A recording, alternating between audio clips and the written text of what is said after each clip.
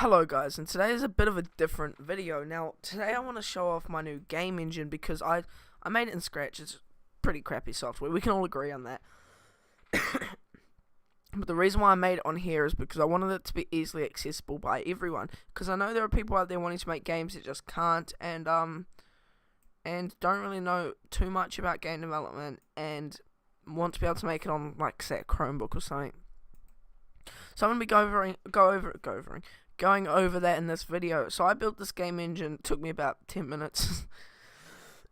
Sorry, but mainly because I've had a lot of experience in Scratch. That's because my poor little ass used to use it all the time. So I've implemented 3 things so far, and do not delete this. This is like literally all the game. I don't need that. So you need to keep all this stuff, and yeah, just everything. So first of all, I want to do on ground. Wait. Oh no, it's already like that. Okay, sweet.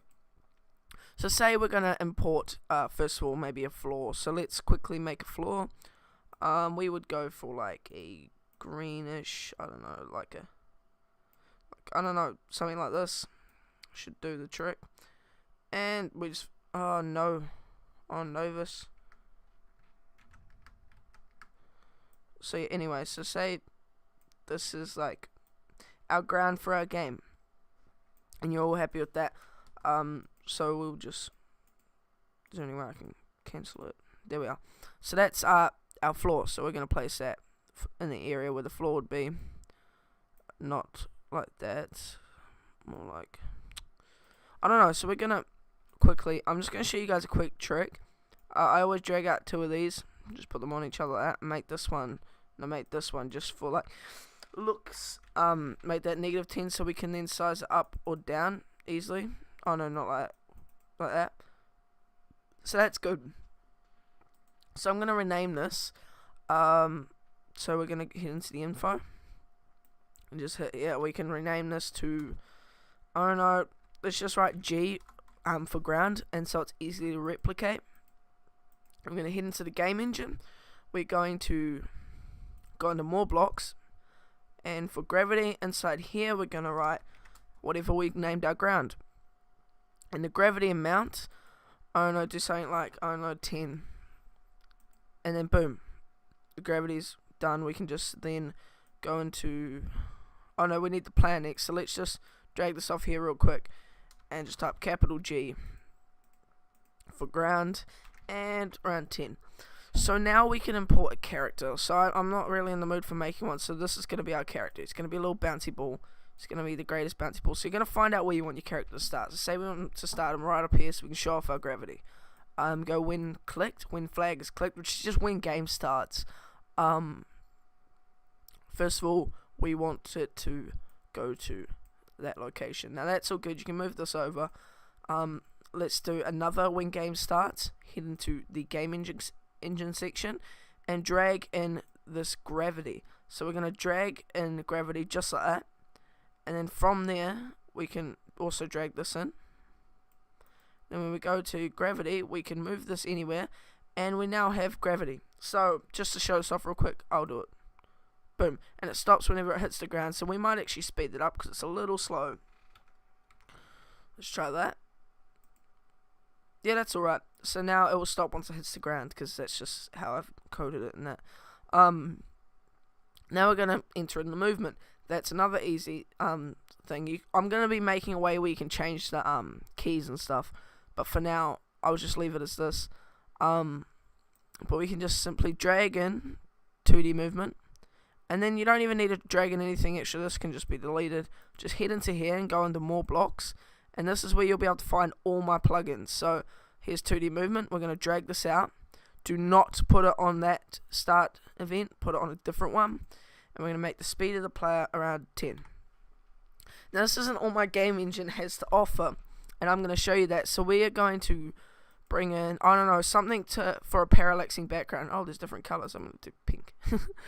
Anyway, we're going to bring in something we can parallax. So if you don't know what parallaxing movement is, it's if you were to move side to side, or like, I don't know, in real life, look side to side objects don't move at the same pace in your vision. Anything closer will move a bit quicker, and the best way to explain this is to pretty much demonstrate it. So we're gonna quickly import a tree model, or not tree model, tree sprite.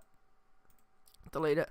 I'm gonna go into here, and I'm just gonna do this. You don't have to do all this stuff. This is just if yours doesn't look right, looks way too big, just do that.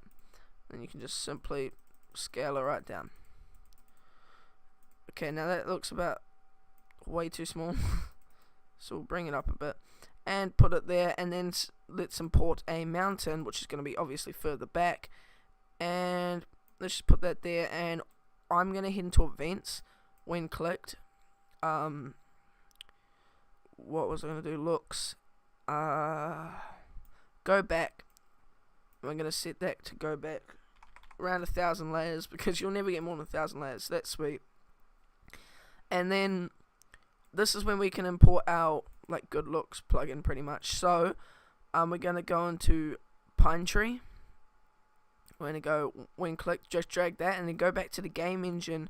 I might call it plugins. And then just simply find the parallax and drag that into both of them. So now we can go into tree, drag this down, go more blocks, and parallax. The amount depends on how fast you want it to go. So the tree is going to go around 2, and I'm going to make the mountains go at a pace of 1. So this is going to, I'm going to show you guys to see how they move at a different speed, and it provides more depth to the game. It's amazing how much like detail it actually changes. It actually looks kind of 3D now. So yeah, so those are the 3 plugins I have so far. I'm gonna be adding in more. They all the same. To import it to anything, you just go drag in, boom, and anything like say gravity, this square box, I might make it more obvious by putting in a tag, but that's just to tell you that you need to put in the name, the exact name of your ground. So if I was to let's quickly change this name to, I don't know, let's just actually call it ground. So if I had done that, it would just be set and just keep going. And because I've made it, no matter what, like scratch stops it from going below the edge, that will sort of fix it, but it won't let you move around right, and it'll glitch out in just ways you just really don't want. So if you want my game engine to work, make sure you go into gravity. Where is it? Oh yeah, on the player, sorry. Go into the gravity and just name it to whatever your ground is. Make sure it's exactly the same as your ground piece, because then that should work. And then boom, you now have some amazing effects. I'm going to be adding in more like lighting and stuff, but this is just for the first little update for my 2D game engine. All the downloads and stuff will be in the description below. You're going to need either Scratch offline editor or just go onto the Scratch site. And until next video, guys, I guess that's it. See ya.